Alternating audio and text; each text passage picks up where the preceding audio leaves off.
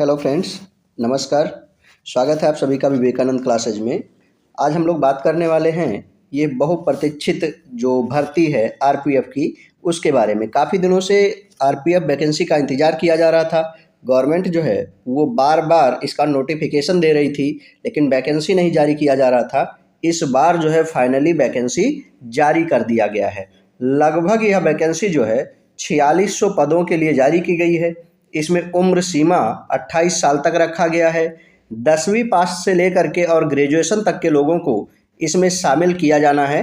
तो आइए जानते हैं इस पूरी वैकेंसी के बारे में कि कब तक ये फॉर्म भरा जाएगा, कैसे ये फॉर्म भरा जाएगा, इसका सिलेबस क्या होगा, परीक्षा कब तक होने की उम्मीद है और इसमें क्या क्या बदलाव संभव है।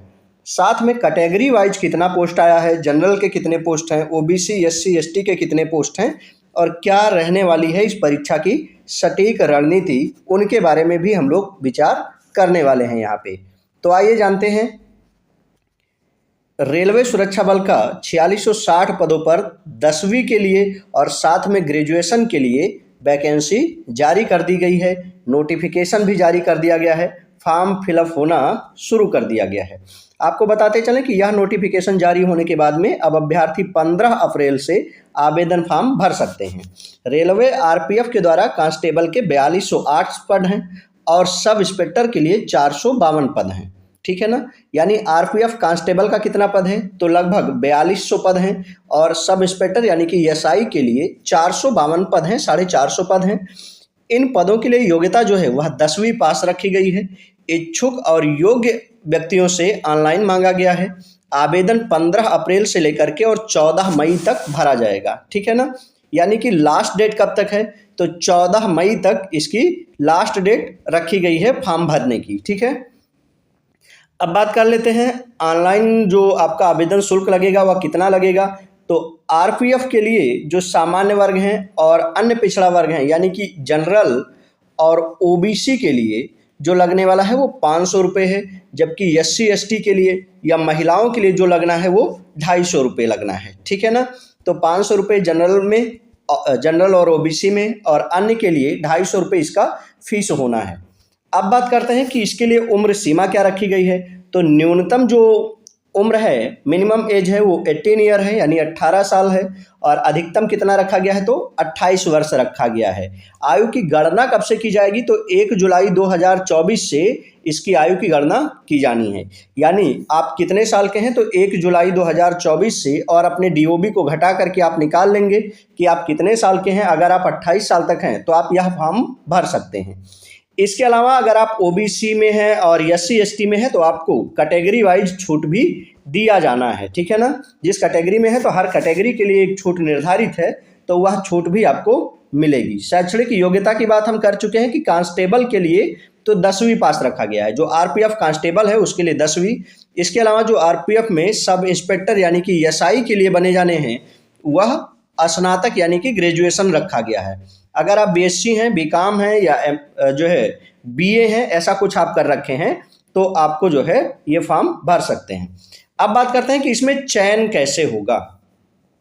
तो सबसे पहले आपका जो है एक सीबीटी एग्जाम होगा, यानी कि कंप्यूटर पर आपका एग्जाम होना है, यानी कि ऑनलाइन एग्जाम होगा। इसमें सबसे पहली बात कि इसमें एग्जाम कैसे होगा, तो इसका एग्जाम जो होता है वो ऑनलाइन होता है, आपको ऑनलाइन एग्जाम देना रहेगा। अब इसका सिलेबस क्या होगा वो आगे अभी हम लोग डिस्कस कर लेंगे। तो सबसे पहले इसमें 3 चरण फॉलो किए जाने हैं, 4 चरण फॉलो किए जाने हैं। सबसे पहला जो होगा वो आपका रिटन एग्जाम होगा, यानी कि ऑनलाइन एग्जाम होगा, बहुविकल्पीय प्रश्न आएंगे ऑब्जेक्टिव टाइप के। दूसरा फिर क्या होगा, आपका फिजिकल टेस्ट होगा। ठीक है ना। उसके बाद में आपके जो दस्तावेज हैं, जो डॉक्यूमेंट्स हैं, हाई स्कूल, इंटर और इनके जो अन्य चीज़ें हैं, मार्कशीट है, प्रमाण पत्र हैं, ये वेरिफिकेशन होगा। और उसके बाद में आपका एक मेडिकल चेकअप होना है। तो सबसे पहले तो ज़रूरी यही है कि आप इस परीक्षा को पास कैसे करेंगे। बाद के चरण बहुत कठिन नहीं है, पहला चरण सबसे महत्वपूर्ण होने वाला है। अब बात करते हैं कि जब आप ये सब कर लेंगे तो आपका वेतन कितना रहने वाला है। तो जो आरपीएफ में कांस्टेबल के पद पर चयनित होंगे वे लेवल 3 के जो है वो वेतन पाएंगे, यानी कि उनका शुरुआती वेतन 21,700 रुपये होगा। ये केंद्र सरकार की वैकेंसी है तो आपको इसमें भत्ता वगैरह अन्य चीज़ें मिलती रहनी है। 21,700 आपकी स्टार्टिंग होगी। जो लोग आरपीएफ में सब इंस्पेक्टर या एसआई के पद पर चयनित होंगे उनको 6 पे मिलेगा, यानी कि 35,400 रुपये उनको मिलना है। ठीक है ना, तो 35,400 रुपये महीने आपको मिलेंगे। इसके अलावा आपको भत्ता मिलेगा, समय समय पर आपका वेतन वृद्धि होते रहना है। तो शॉर्टकट में एक बार हम फिर से देखते हैं कि 15 अप्रैल से फॉर्म भरा जाना है और 14 मई तक ये चलेगा। ठीक है, करेक्शन का डेट आपको 15 से लेकर के और 24 मई तक मिलेगा, तो ये नौबत नहीं आएगी। जनरल, ओबीसी और ईडब्ल्यूएस के लिए जो फीस है वो 500 रुपये है। आल कैटेगरी के लिए 250 रुपये बल्कि रखा गया है। ठीक है ना। अब एक बात इसमें और है, क्या है कि यदि आप फॉर्म भर देते हैं तो भले अभी आपका पैसा ज़्यादा लग रहा है, लेकिन जैसे ही आप पेपर दे देंगे तो जब आप पेपर देंगे आपके खाते में वो पैसा वापस आ जाता है। मान लीजिए आपने फॉर्म भरा 500 रुपये लगा के या 250 रुपये लगा के आप फॉर्म भरते हैं, तो जब आप एग्ज़ाम दे के वापस आएंगे तो आपके खाते में वो पैसा लौट आएगा जो आपने लगाया है। ठीक है ना। तो डिटेल वाइज जानते हैं वैकेंसी के बारे में। आरपीएफ एसआई के लिए जो है वो 452 पोस्ट है, बैचलर डिग्री होना चाहिए। आरपीएफ में कांस्टेबल के लिए 4208 पद हैं, यानी कि लगभग 4200 पद हैं, और हाई स्कूल इसके लिए योग्यता मांगा गया है। ठीक है, आगे देखते हैं कैटेगरी वाइज और इसके अलावा अन्य फिजिकल में क्या मांगा गया है। तो फिजिकल में अब ध्यान दीजिए यहाँ पर कि मेल के लिए क्या है और फीमेल के लिए क्या है। तो मेल के लिए जो हाइट मांगी गई है वह 165 सेंटीमीटर मांगी गई है। एससी एसटी में अगर मेल है तो 160 है, महिलाओं में 157 है, और महिलाओं में एससी एसटी के लिए 152 सेंटीमीटर ऊंचाई यानी कि हाइट मांगी गई है। इसके अलावा अब दौड़ होना है, तो दौड़ भी 2 कैटेगरी में होना है। कौन कौन से 2 कैटेगरी में, तो 1600 मीटर और 800 मीटर। जो 1600 मीटर का रेस है वह केवल मेल कैंडिडेट में होगा। मेल कैंडिडेट में जो कांस्टेबल हैं उनको 1600 मीटर दौड़ना होगा, कितना, 5 मिनट और 45 सेकंड में। महिलाएं इसमें शामिल नहीं होनी है। ठीक है ना। इसके अलावा 1600 मीटर जो सब इंस्पेक्टर का होना है इसमें भी 6 मिनट 30 सेकंड मिलना है आपको। ठीक है, और अदर कैटेगरी के जो होंगे उनको 6 मिनट 30 सेकंड, यानी दोनों को दौड़ में दोनों को बराबर बराबर मिलना है। ठीक है, अब महिलाओं को 800 मीटर दौड़ना है। पुरुषों का जो दौड़ है वो 1600 मीटर है, महिलाओं का जो है वो 800 मीटर का है।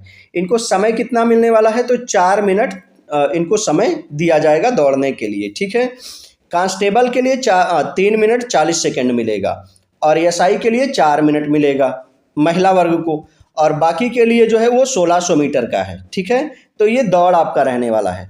इसके अलावा लॉन्ग जंप है, तो लॉन्ग जंप में आपको 12 फीट का लॉन्ग जंप लगाना है, महिलाओं को 9 फीट का लॉन्ग जंप लगाना है।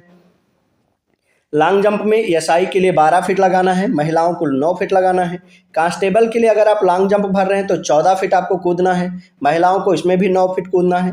हाई जंप की बात करें तो हाई जंप में सब इंस्पेक्टर के लिए 3 फीट और 9 इंच कूदना है, महिलाओं को केवल 3 फीट कूदना है, और कांस्टेबल के लिए 4 फीट कूदना है, और महिलाओं को इसमें भी केवल 3 फीट जंप मांगा गया है। ठीक है, तो ये है आपका फिजिकल टेस्ट। अब बात कर लेते हैं परीक्षा में और कौन सा सब्जेक्ट कैसे आएगा, माइनस मार्किंग होना है या नहीं होना है, इन सब बातों की तो बात करते हैं। तो परीक्षा जो होगा वो ऑनलाइन होगा, कुल 90 मिनट आपको मिलेगा और कुल 120 प्रश्न रहने हैं। ठीक है ना, यानी कि 1.5 घंटे आपको मिलना है, 90 को और 120 क्वेश्चन आपको करना है। ठीक है ना, प्रत्येक के लिए 1 नंबर आपको दिया जाना है। ठीक है ना, इसके अलावा नेगेटिव मार्किंग नहीं है, यानी हर क्वेश्चन जो है वो 1-1 नंबर का होगा, और इसके अलावा क्या ध्यान में रखना है कि नेगेटिव मार्किंग नहीं है। ठीक है तो ये है। अब नेगेटिव मार्किंग किसके लिए नहीं है, तो जो प्रश्न आप छोड़ देंगे उसके लिए नहीं है।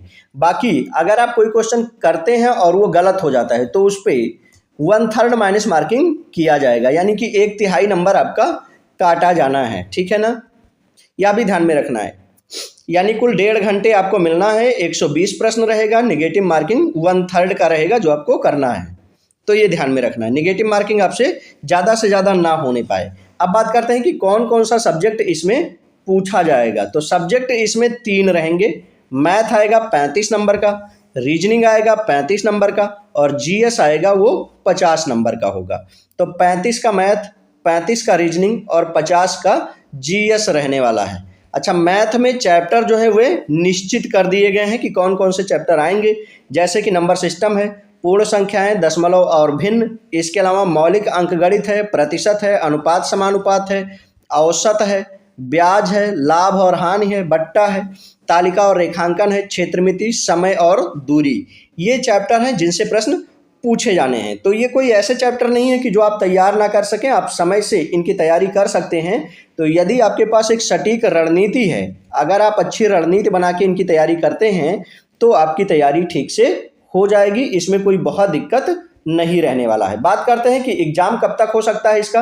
तो इसका एग्जाम ये मान के चलिए कि लगभग अक्टूबर से लेकर के और नवंबर के बीच में इसका एग्जाम होना है। हालांकि आयोग ने, रेलवे ने अभी कुछ स्पष्ट नहीं किया है, लेकिन एक अनुमान यह व्यक्त किया जा रहा है कि लगभग नवंबर तक इसकी परीक्षा हो जाएगी। तो जो भी लोग इसमें योग्य हैं वे अपना फॉर्म भर के अभी से तैयारी के लिए उन्हें लग जाना चाहिए।